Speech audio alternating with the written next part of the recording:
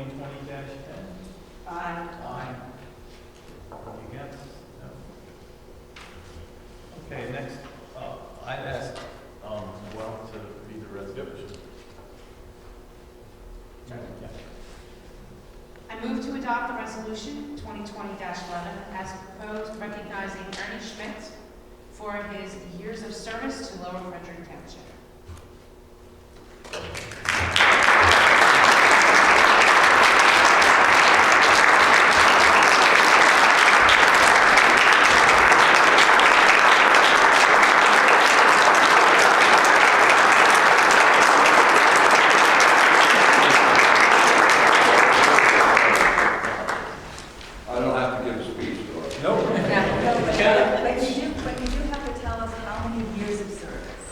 Well, I started here as building inspector first. I was approximately late '96.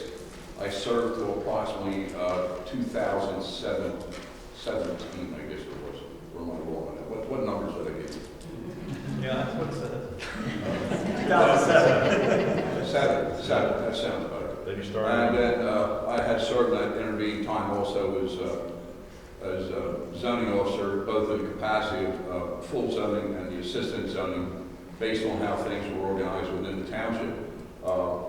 Then I had my service of time as a member of the Board of Supervisors. Also served, I believe, approximately, I'd say somewhere around 12 years or so in the Planning Commission. And I enjoyed everything. The most interesting thing about building inspector is the fact that when I started, you basically had to come from the trade. You had to be a plumber, a builder, a carpenter, something like that. And I saw the transition from having general knowledge of building, and we operated with the BOCA code, the Building Officials Code Administration. You had 1 and 2 family residential housing, and you had your commercial, then you had your other aspects of the BOCA code.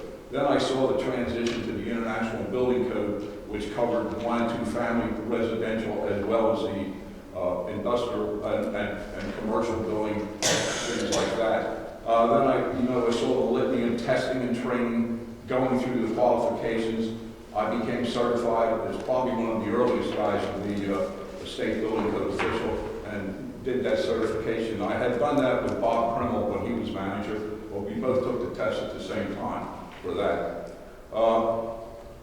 In all those times, I enjoyed that. The issue was with being building inspector and zoning officer, which was unique, was most of the time, and I believe in dealing with people and listening to people and working with people.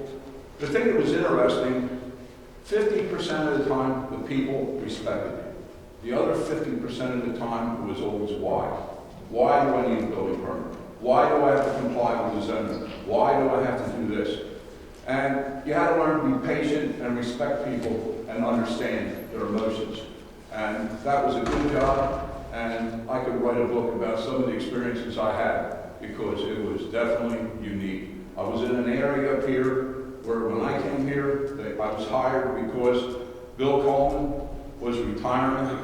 He taught school, industrial arts in the Philadelphia school system.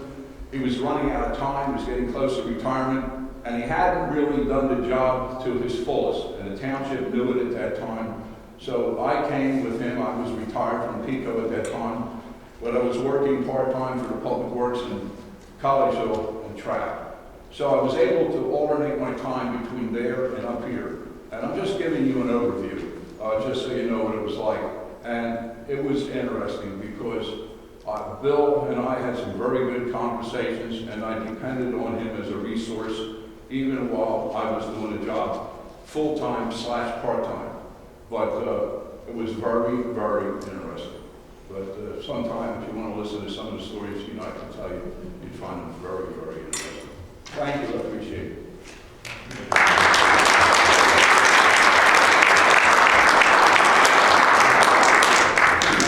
So, Ernie, you did give a speech. Weren't you also involved with the school district? Oh, yeah. You left that out. 8 years. Well, I was on the school board from 1980 to 88. I served on it there too.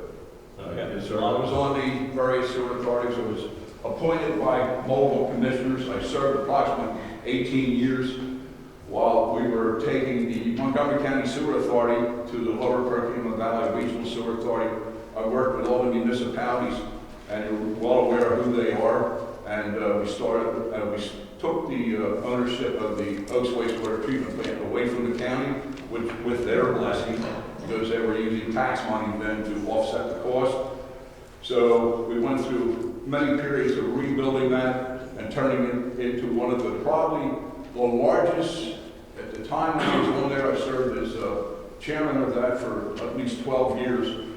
I was vice chairman of the county authority for a number of years while I was served with the county. And the thing that was interesting was the fact we became the largest regional authority in the Commonwealth. And I believe we still hold that record for the area that we serve, the area. Not as far as total capacity, because there's areas in heavy areas where they have authorities that have more sewerage hookup. But in the area of ground and what we cover in mass area, it's the largest one. So, but I enjoyed that thoroughly, and it was great working with all the municipalities, and that's another one I could tell you a lot of stories about. But great county commissioners. Thank you. Thank you. Okay, so we need, I guess, Noel, I'll take what you read as a motion. Yes, please. And we need a second. I'll second it. All in favor? Aye. Thank you again.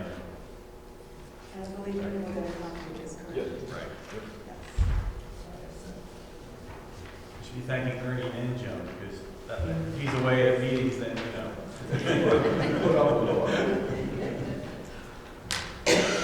Okay, resolution 2020-12, Mark, you want to? The board has asked me to put together a resolution. Andy worked on this to open an open space fund. Open space would be funded by donations.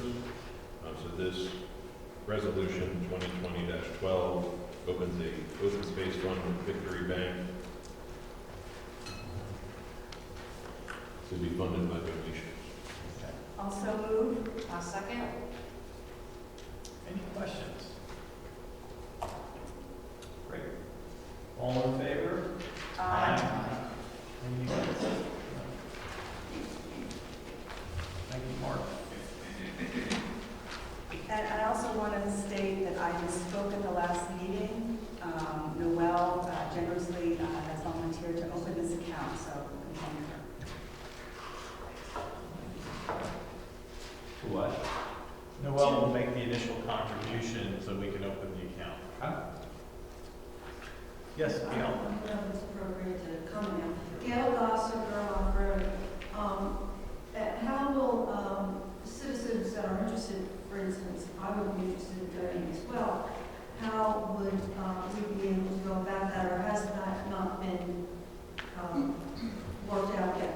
Would it be a GoFundMe page or something of that nature? We'll put something on our website or on Facebook, and it would just be a donation directly to the township. Would that specify? Yeah, I'll put some verbiage in there how you should word it. Okay, thank you. Yep. Okay, township reports. Township Engineer. Thank you. First item on my report is the 2020 equipment bids, which were opened on February 18th, 2020. The township received 3 bids. The lowest responsible bidder is Sachs and Sons of Zieglerville, and we recommend the board consider contract award this evening to Sachs and Sons Incorporated. Next item on my report is that we have received a quote that's been provided to the board for consideration of approval to repair known leaks in the sanitary sewer collection lines and to inspect approximately 9,300 feet of sewer line and 50 manholes for signs of damage or infiltration. This work would be performed using funds remaining in the 2018 DCED Small Water and Sewer Projects Grant. A letter that stated November 25th of 2019 explained in detail that the township can spend up to $47,000 on additional I&I investigation and repair before reaching the limits of this grant award. So the proposal before you estimates $29,575 to address the known leaks and the proposed inspections, and also provides unit prices for additional repairs should more leaks be found during the inspection process. That contractor is providing these numbers under a CoStarz contract. CoStarz is the Commonwealth of Pennsylvania Cooperative Purchasing Program. A municipal government is permitted to participate in this program to solicit direct quotes from qualified vendors. And this is a vendor that Value Engineering has worked with directly on other projects, and I would recommend them. The final item on my report tonight is just an update that plan revisions were completed in recent days on the Goshen Road with the sidewalk extension going out to Brimley, and those were sent yesterday to Montgomery County for their approval. Those are all the items in my report this evening, but I'd be happy to address any questions you may have. Thank you, Carol. Does anybody have any questions for Carol on her report? Just like I do. With regard to the sidewalks, then the next step is we get hopefully a thumbs up from the county, and we can go out to bid. That is exactly correct, yes, sir. Do you have any idea when we'll get feedback from the county? Does that happen pretty quickly, or? They gave us feedback fairly quickly the last time, so I'm hoping we can hear within the coming weeks. Any questions from the audience for Carol? Linda, do you? Liz Jansen, Simmons Road. Carol, what's the name of the contractor doing the I-9 work? Well, if agreed by the board, Yes. it would be Sewer Specialty Services Incorporated. Thank you. Okay, so we have two motions. One is to, for the equipment bid, and the other is to authorize using the remaining funds in the DCED grant. So we'll start with the first one. We have a motion to accept the equipment recommendation for the equipment bid award from Carol. I move to award the 2020 equipment bid to Saxon Sons from Zieglerville, PA in the amount of $75,400. I'll second. Any questions? Any questions from the group? All in favor? Aye. Any opposed? And the second thing we need a motion on is using the remaining funds. I'll make the motion. So I move to authorize the use of the remaining funds from our small waters grant to hire Sewer Specialty Services Company under the CoStarz contract to clean, repair, and televise a portion of our sewer lines. I'll second. Any questions? Any questions from the board? All in favor? Aye. Aye. Opposed? No? Great. Thank you, Carol. Thank you. Staff reports. Chief Maxey? Thank you. During the month of February, there was 330 calls for service. The police department and one of my officers asked me to just make an announcement tonight to bring this to the public's attention, but we've been receiving a lot of complaints from residents that are calling us, sometimes reporting it, if they've actually been a victim of a fraud, or if it's they're just looking for information, and that is that there's been a scam going around. And I actually just got information from the Criminal Intelligence Center in Philadelphia saying that they are also putting out information about this as well. And that is that if you get a phone call from somebody who tries to identify themselves to you as a member of law enforcement, and then they try to convince you in some capacity that they have a criminal arrest warrant for you, or that you are wanted in some sort of capacity, and then it's followed up with them suggesting to you that you send them money to either post bail or bond or to mitigate some of the charges, that is absolutely incorrect. Law enforcement does not accept or take in money, ever. We don't ever do it. In Pennsylvania, all monies flow through the court system. That's the way it's always been set up, so we don't collect fine monies, we don't collect monies in terms of warrants.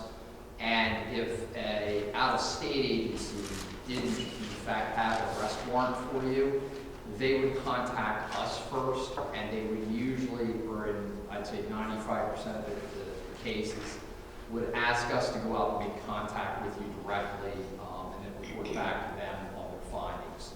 So, in a most recent situation, we had a citizen who was convinced that they had charges pending, and this person convinced them to go over to one of the local CVS's and purchased about $1,200 worth of gift cards, which were then given to them. Now, I think, I gotta be honest with you, when I heard about this, I was thinking, well, how would somebody kind of fall for that?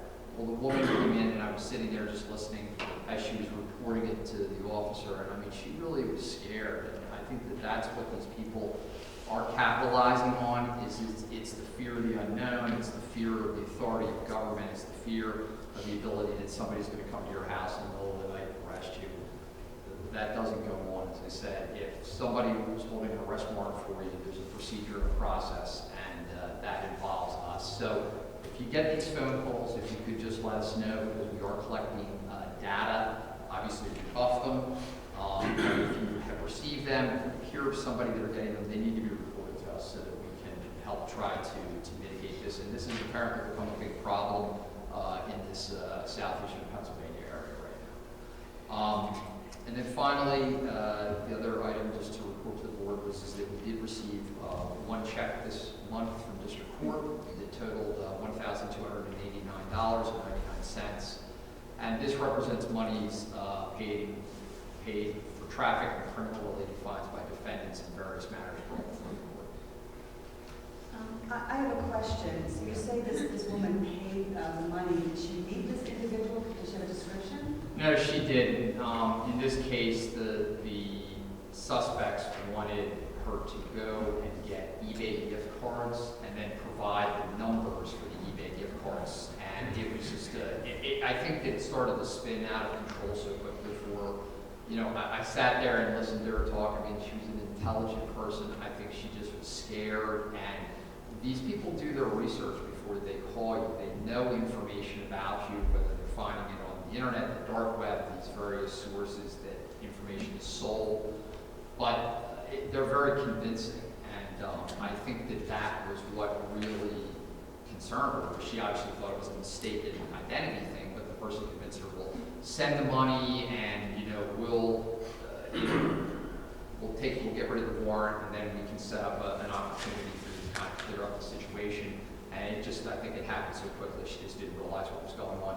We have spoken to the staff at both Wawa and CVS here in our community, and we've asked them, if you see somebody coming in here and they're purchasing a large quantity of gift cards, stop them and ask them, is everything okay? Are you purchasing these for personal use, for gifts? Obviously around Christmas time, that's a little more normal than right now, but you never know what's going on. Somebody could be doing shopping for a party or something of that nature, but they're supposed to ask and just tell them, listen, I can call the police if you need assistance in some way. The thing where I kind of started to lose understanding is that this person told her, you know, if the clerk asks you questions, don't tell her anything. If they offer to call the police, like they knew that these are the types of tactics that we use. So in essence, they run kind of counter intel on the things that law enforcement does. So these are people that are accomplished, dealing with eBay, dealing with all of these card companies to try to get information. It's just brutal. It's actually disturbing post 9/11 world how much of these things are just not tracked. And the money's were gone within 20 minutes of her giving the information to these individuals. And eBay has not been very cooperative. And we're running into a lot of this also with folks that are reporting fraud issues with banks and stuff. We don't get tremendous amount of cooperation. These banks' attitudes are kind of like, we make victims whole, we move on. They write it off, they're not concerned, but you know, I look at it from a different perspective. The bigger picture is how does this affect our economy? How does this affect interest rates? Because somebody's paying for all this, and it's usually the consumer. So we've unfortunately had some entanglements recently with some lending institutions trying to get information, trying to help people, and they want search warrants.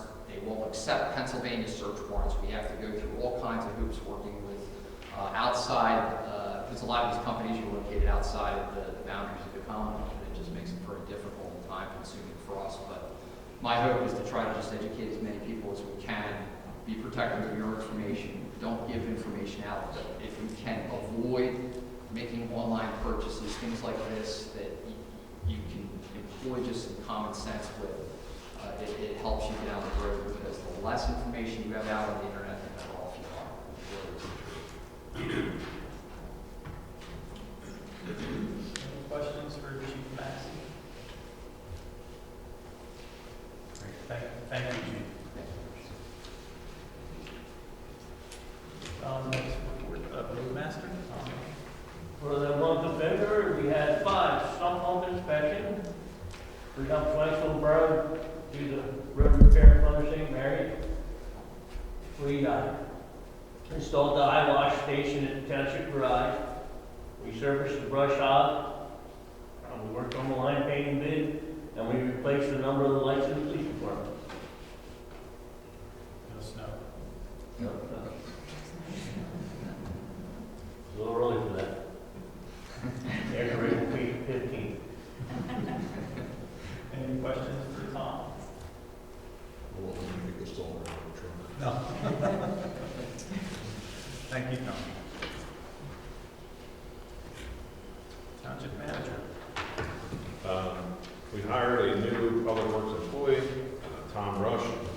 He's full-time Public Works laborer, started at $24.03 an hour, and he began his work on February 17th. He's been doing a great job for us. We have him at the sewer plant, learning how to use the sewer plant. He's been out helping digging ditches and getting the water off the road, so it's been working out really well. We just have to ratify hiring of Tom here at the board meeting. Okay, so you need a motion. Yes. We want to make a motion for hiring or ratifying the approval of hiring Tom Rush. Sure, I move to authorize to ratify and approve the hiring of Tom Rush, the full-time position of Public Works laborer at the rate of $24.03 per hour, effective February 17th of 2020. I'll second. Any questions? All in favor? Aye. Any against? Although I thought we had a rule, we can't have 2 employees with the same first name. Tom and Tommy. This is the first that's come up, hasn't mentioned it. He initials everything with an R. Okay. Mark? The township had an ordinance to help volunteer firemen. Volunteer firemen put a lot of time and effort into their volunteer job as a fireman, and they have regular jobs. So in 2017, the township put together an ordinance that would give them some credits.